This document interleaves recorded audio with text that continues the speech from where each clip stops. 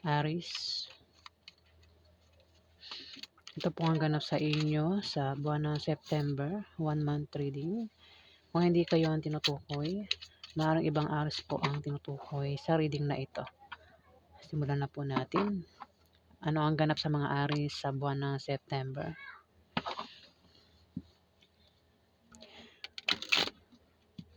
Ganap sa mga Aries sa buwan ng September. Ganap sa mga Aries sa buwan ng September.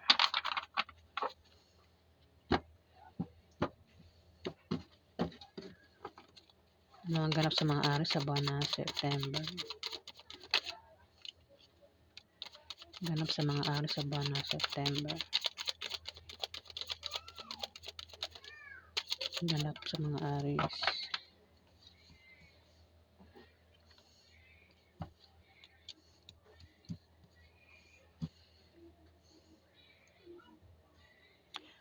Aries, Two of Wands. Maaaring meron kang idea o pangarap na maaaring gusto mong mangyari o maaaring gusto mong gawin sa buwan ng September. Pwede magbalak ka rito mag-travel, umalis, meron kang pupuntahan, pwedeng malayo o dito lang sa Pilipinas o baka yan ay city lang. Aries, ayan. Idea o pangarap, ayan. Meron ka daw idea o pangarap na gagawin sa buwan ng September. Kaya dito ay meron kang pag-travel. Sumunod ang Four of Pentacles na nakabaliktad. Ingatan mo ang pera mo sa buwan ng September o gamit mo dahil posible kang mawalan, Aries. Pwedeng ito ay manakaw sa'yo o pwedeng ito ay malaglag sa pag-travel mo o sa pupuntahan mo, Aries. Pwedeng nakawin o pwedeng malaglag mismo o mawala. Ayan, Aries. Pinag-iingat ka. Yung ingatan mo rin yung pera mo at gamit mo dahil posible nga daw mawala. Eight of Cups, Aries.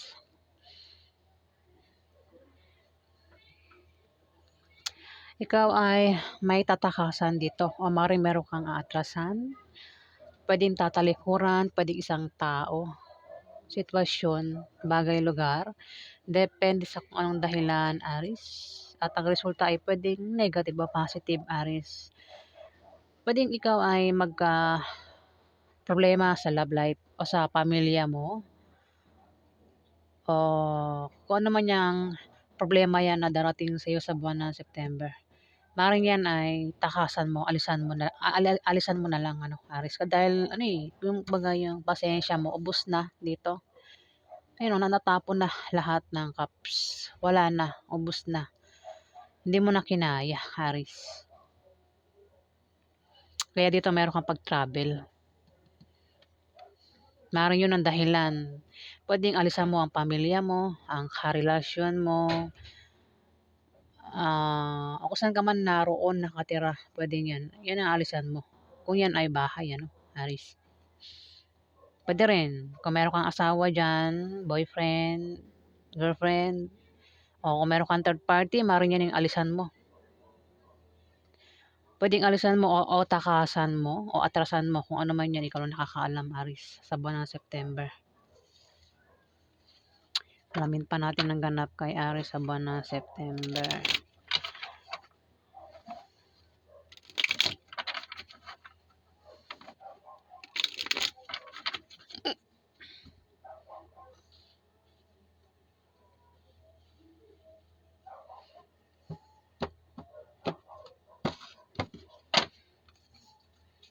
Ganap kay Aries sa buwan ng September.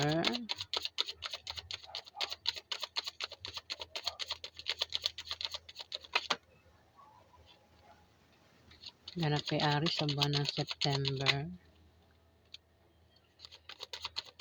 Ganap kay Aries sa buwan ng September.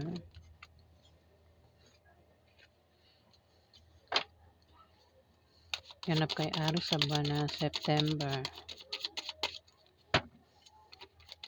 Ganap kay Aries.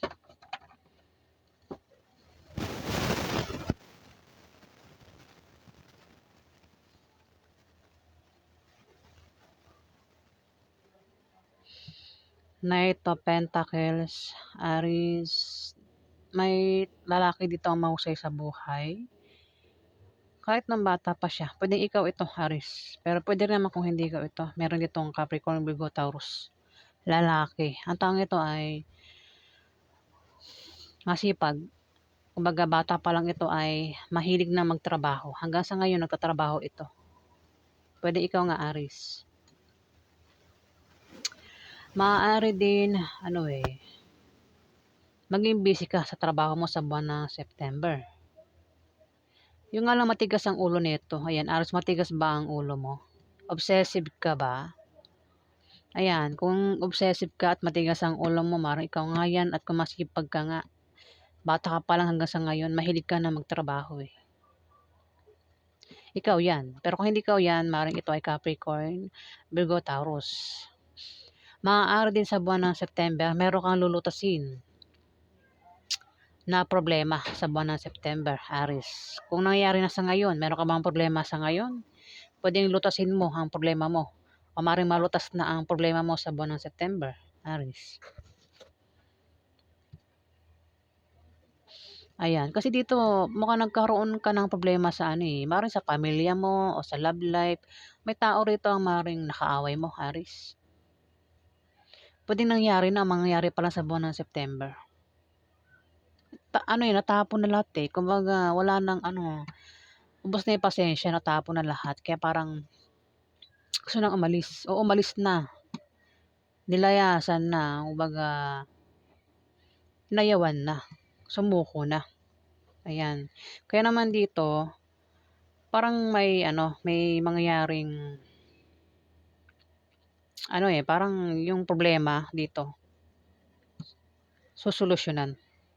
Pwede ikaw yung sumolusyon o may tao rito yung ikaw nga siguro ito. Mari ikaw kasi nag-isip ka rito ng sagot sa problema mo o ikaw yung gagawa ng paraan para malutas yung problema mo, Aries, sa buwan ng September.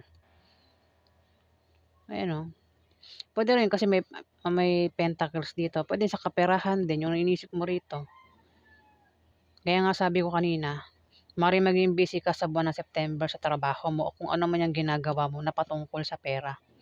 Pwede sa negosyo mo, Aries, maging busy ka. Pwede rin baka makaisip ka rito ng pagkakitaan na lalago sa buwan ng September.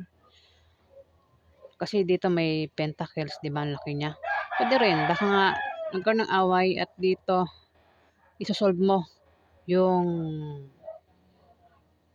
away kung sino may nakaaway mo rito, Aries. Dito, Six of Cups, Aries, may tao rito ang maaaring maalala mo na nakaaway mo ito ang taong ito, Aries. Mukhang nagkaroon ng away sa inyo at nagkasamaan kayo ng loob, naghiwalay kayo. Pwede rin ang taong ito, Aries, ay nawala na sa mundo. Ayan, maring nangyari na sa ngayon, Oo. Tapos sa buwan ng September, magkakaroon ng pagbabati sa inyo ng taong ito, Aries. Pwede kung malayo yun sa'yo, pwede magkaroon ng reunion sa inyo at magbati kayo ng taong ito, Aries. Maring may bata rito, Aries. Baka ang batang ito ay anak mo. O apo mo o kung sino pa ito, baka isang bata yan o pwedeng hindi bata, pwedeng isang tao na nakaaway mo nga, Aries.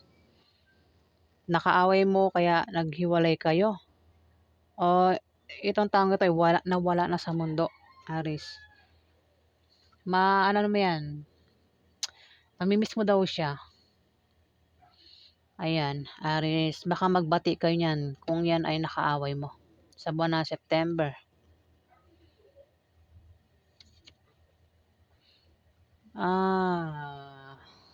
Ano to?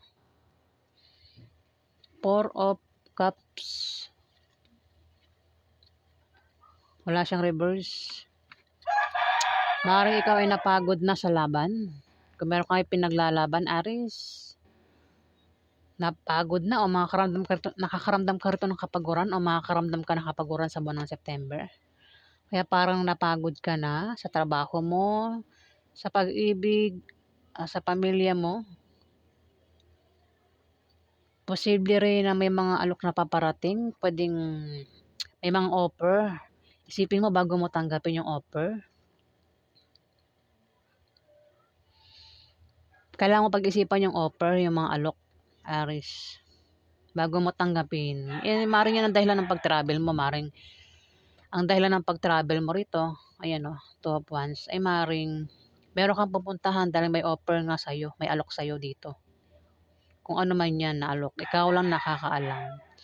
Pwede ang alok ay inalok ka ng trabaho, inalok kang magtayo ng business, inalok kang sumama sa mga grupong ganito. Ayan, Aries, kaya ikaw ay nag-travel.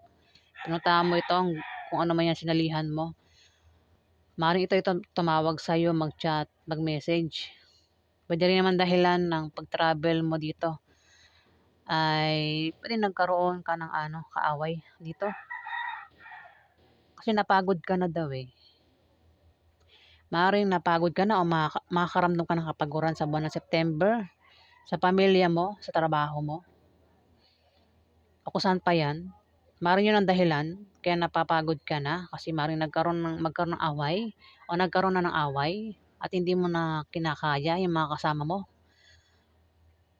Kaya parang napagod ka na, kaya parang naisip mo rito mag-travel ka, papalayo sa kanila, Aris. Ayan, sa buwan ng September.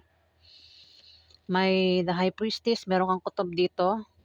Kung kutoban ka, pakinggan mo dahil yung kutob mo maring tama, Aris.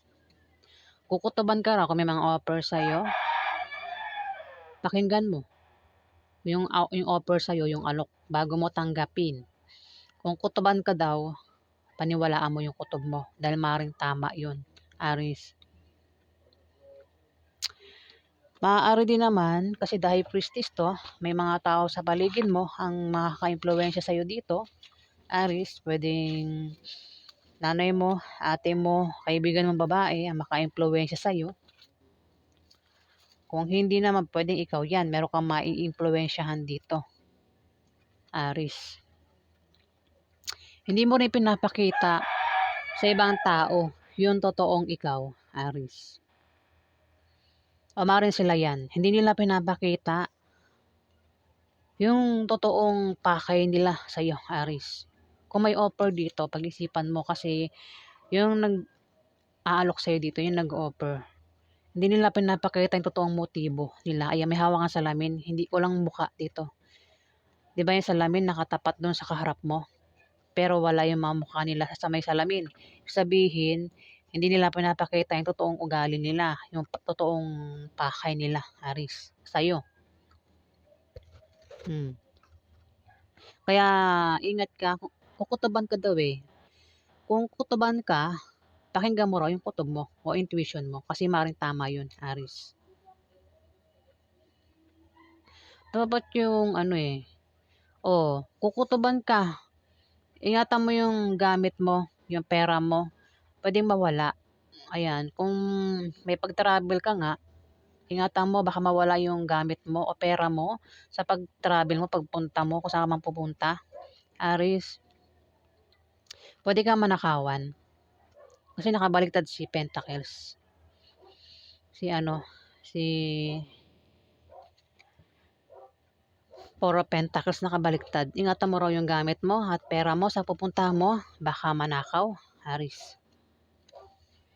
Ayan, yung cellphone mo. May dala-dala kang cellphone, ingatan mo. Baka mawala yung cellphone mo, Aris. Sa pupuntahan mo. O kung ano man yung meron kang dala-dala dyan, ingatan mo daw na mawala, Aris, sa buwan ng September.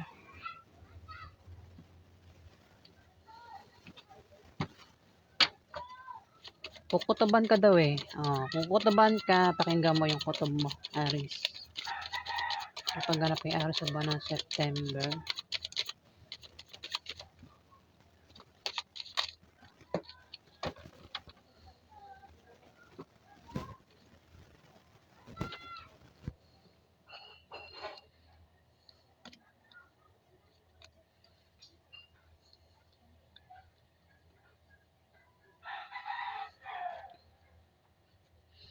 May Ten of Cups dito. May darating na okasyon, Aris. O may dumating na okasyon, ayan. Kasi reading ito ng September, buwan ng September. Ayan, may darating na okasyon sa buwan ng September. Pwedeng ito ay patungkol sa pamilya nyo o patungkol sa mga kaibigan mo, Aris. Okasyon kasi yan, inuman, kung ano pa yan, at makakaramdam ka rito ng kasiyahan. Kung ano man yan, ikaw lang nakakaalam. Kasiyahan daw. Pero tumapat yung 8 of Cups. Meron kang atrasan dito. Pwedeng yan, naatrasan mo, pwedeng talikuran mo, Aris. O pwedeng hindi ka umattend. Pwedeng umattend ka pero alisan mo, Aris. Ayan. Siguro hindi maganda yung pakiramdam mo. Diyan sa kasiyahan na yan, Aris. Kasi may kutob ka rito eh, oh. 'Di ba may gano'n, pag pumunta ka sa isang lugar, naimbitahan ka, imbes maging masaya ka, nabwisit ka pa, 'di ba? 'Di mangyayari, aalis ka na lang. Ingatan mo yung gamit mo, pera mo, sa pupuntahan mo. Puwede ka daw manakawan, Aries. Kukutuban ka diyan, pakinggan mo yung kutob mo. May Page of Pentacles na nakabaliktad. Hindi magandang balita ang paparating sa iyo sa buwan ng September, Aries. May inaantay ka bang balita? Maaaring resulta? Hindi raw maganda yung balita. Sample, kung nag-apply ka ng trabaho, maaaring hindi ka tanggap sa trabaho mo, Aries. O kung ano man yan na balita na inaantay mo sa buwan ng September, hindi raw magandang balita ang paparating sa iyo, Aries. Nakatapat si Knight of Pentacles. Maring ito ay patungkol sa trabaho mo o sa negosyo mo, Aries. Maring yan, nag-aantay ka ng balita patungkol dyan sa buwan ng September. Maring hindi magandang balita ang dumating sa iyo o resulta.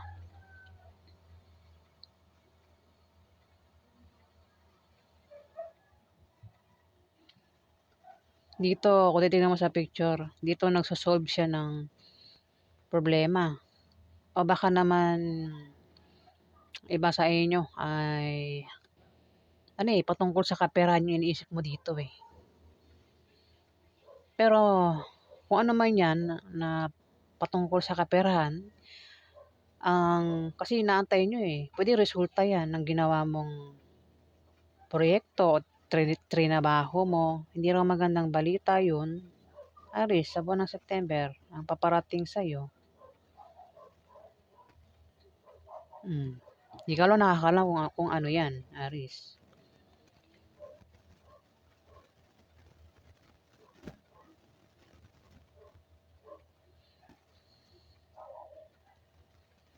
Kung problema yan, baka may malaman kang masamang balita, Aris.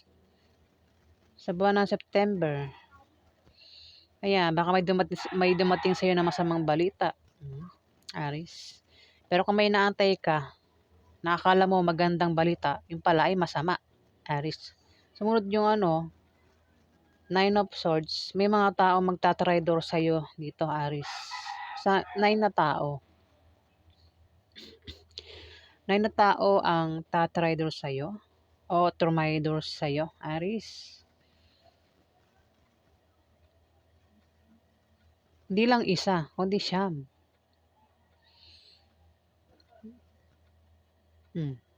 Pwede yung iba dyan, member na pamilya mo. Ang iba naman dyan ay katrabaho mo, kasama mo sa negosyo mo. Pwede mga kaibigan mo, Aris.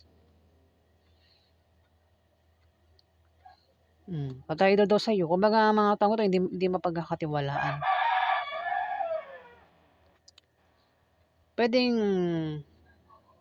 kung sino man niya makakaaway mo, Aris, sa buwan ng September, o trumaidor sa'yo dito o tatraidor sa'yo dito, magkakaroon sa inyo ng pagbabati sa buwan ng September kung nangyari na. Kung may mga trumaydor sa'yo dito. Baka naman ikaw yan, Aris. Meron ka ba ang tina-traitor dyan, Aris? Ayan, magkakaroon ng pagbabati sa inyo ng taong ito na nakaaway mo sa buwan ng September, Aris. Ayan. So, yun ang ganap sa inyo, mga Aris. Ingatan mo lang daw ang gamit mo at ang pera mo sa pupuntahan mo kasi may mga taong tatraidor sa'yo dito, Aris. So, ayan po ang ganap sa inyo. Kung nagustuhan niyo po ang aking reading, huwag kalimutan mag-like at mag-subscribe. Salamat.